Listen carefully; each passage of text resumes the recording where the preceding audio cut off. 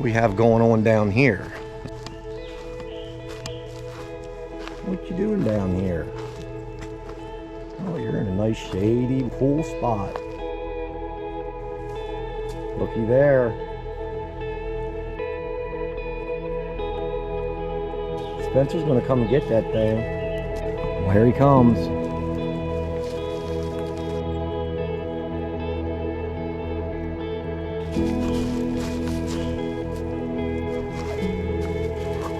Did you just get her egg? She does that for you every day. That's why you love her so much.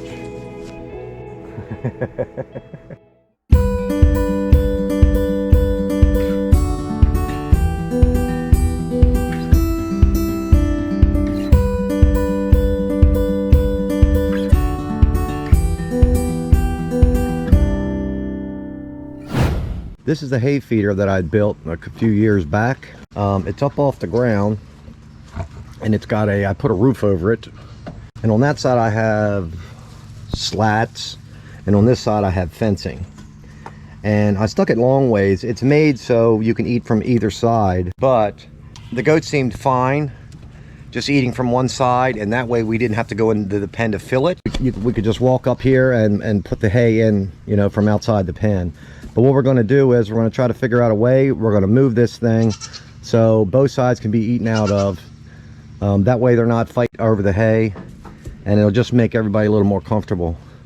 So we're going to try to figure out how we're going to do that. Right now we got the gate that actually is attaches to it. Maybe just move this and put the big gate up till we figure out what to do. Because if I move this and everything's open until I move that over, I don't want Spencer, you know, of course I could put the white fence there, but that's a pain to drag out. No, let's just, because I can go ahead and hook the big gate to it, and then we can just pull that in. Yeah, let's do that, and then we can figure out what we want to do.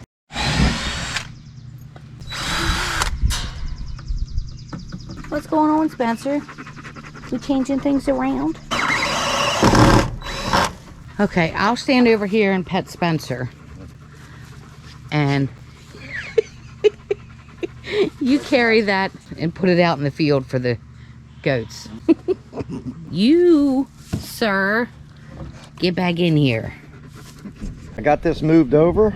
So what we did, we just stuck it out here in the pasture, just a little bit past the fence, and now they can eat out of either side. But if you take these pickets here and if you put them on a slight angle, just enough for their head to fit through, they'll have to turn their head in order to get it back out. So that'd probably be the way to go, and you wouldn't have as much waste on the ground here as you do right now. Well, you got a bone. So now they're able to eat from both directions. Hi, Millie. Hi, Millie girl. Hey, Pete. What's going on, Pete? Your mama's out there eating, Millie. Don't sneak up on me. You sneaking up on me? Don't you peck me. Don't you peck me now. And I think this side with the fencing, it's the 2-inch by 4-inch tall, where they can just get their nose through. That definitely saves a little bit of hay more than the other side. And I was going to put this feeder long ways, but the ground's a little uneven, and with the roof I put on this makes it wider at the top, so the legs are only so wide and it makes it top heavy. A way to correct that would be to just attach a longer piece of wood here on the bottom. That way it can't tip, but it's pretty good as long as the ground's pretty level, or you have it sideways. It's good. It's not going to tip over unless a huge gust of wind comes, I guess. And as you can see, this platform's a little large at the bottom.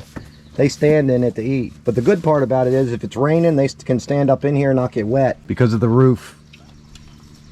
And went ahead and just stuck a large fence up that I could have just attached right here when I took the small fence down.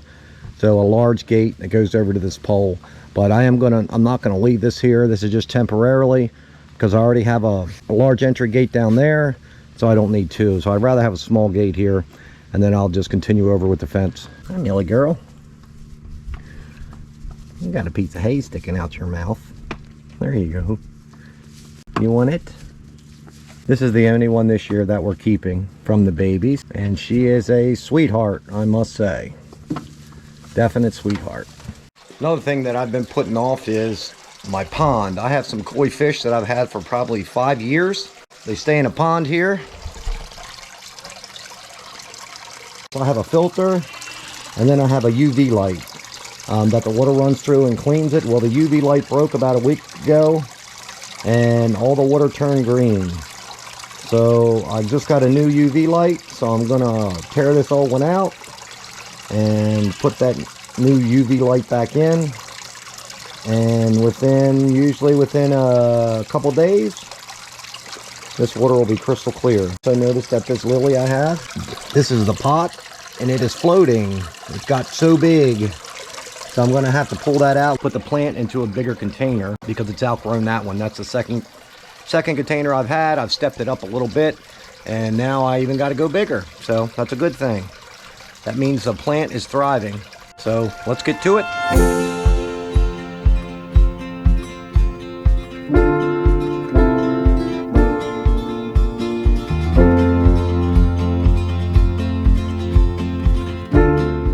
All right, the plant's out.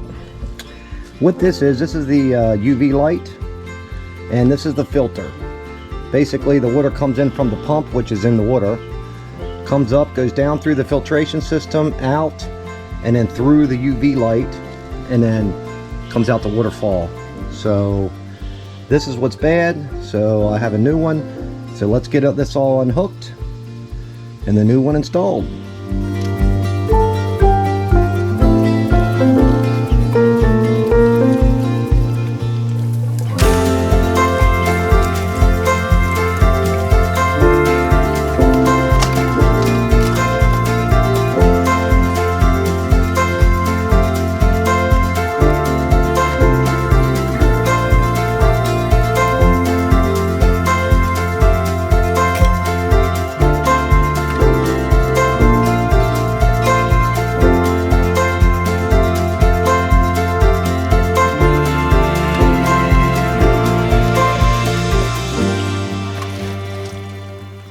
There's one filter, and then a fine filter, and then you have these plastic balls in here. Now what they do, I'm not sure. Since not having the UV light on, it has caused all this within a week. So once I get the UV light hooked up, that water's green. Even not having a filter, that UV light will clear that pond up probably in 3 days. And that's with the pump running all the time. I tell you, you can have the best filter in the world, and don't waste your time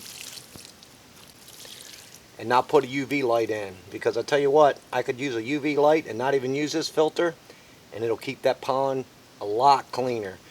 If you just have a filter without a UV light and you got some sunlight, you got sunlight hitting that water, it'll get dirty. I don't care what type of filter you have. That UV light makes all the difference in the world. I'm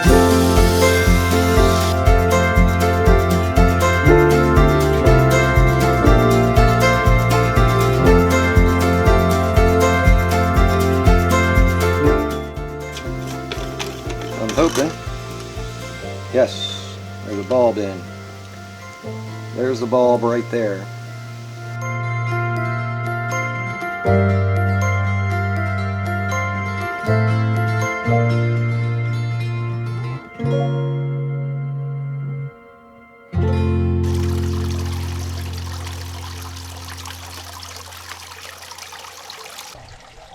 All right, we'll give it a few days and see how well it works. One good thing, I didn't fall in.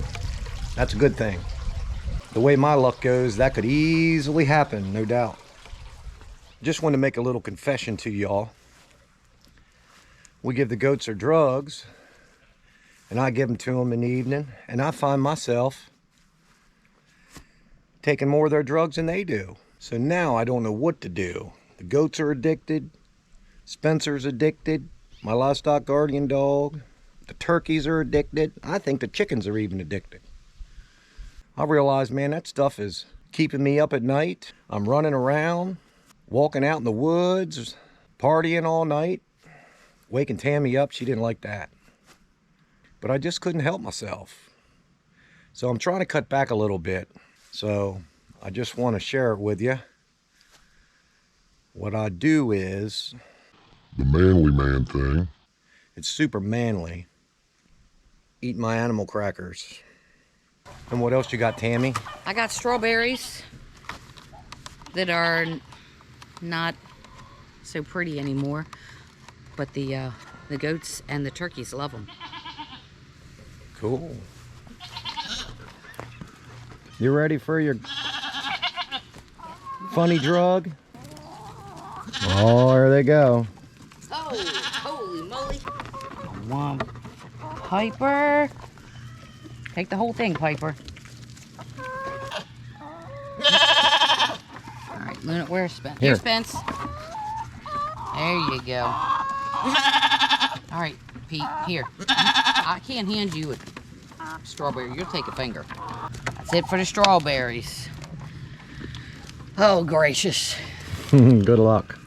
Oh, that turkey just stole that strawberry from Spencer. He didn't even know. That turkey take your strawberry. Man, he came up and swallowed that thing whole. Oh, this was a brilliant idea. Who's out here with this?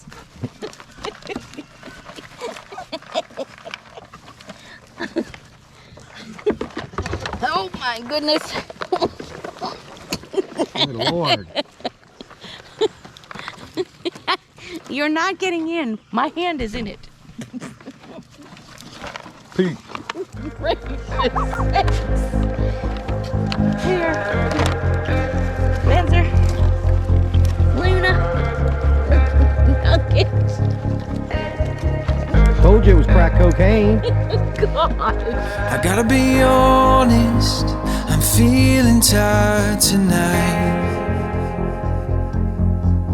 But the look in your eyes got me feeling alive inside. Every moment, here and now with you. No, nothing is better with you. I feel brand new. You and I can run away till we take flight. Nothing in our sight can take away what we can do tonight.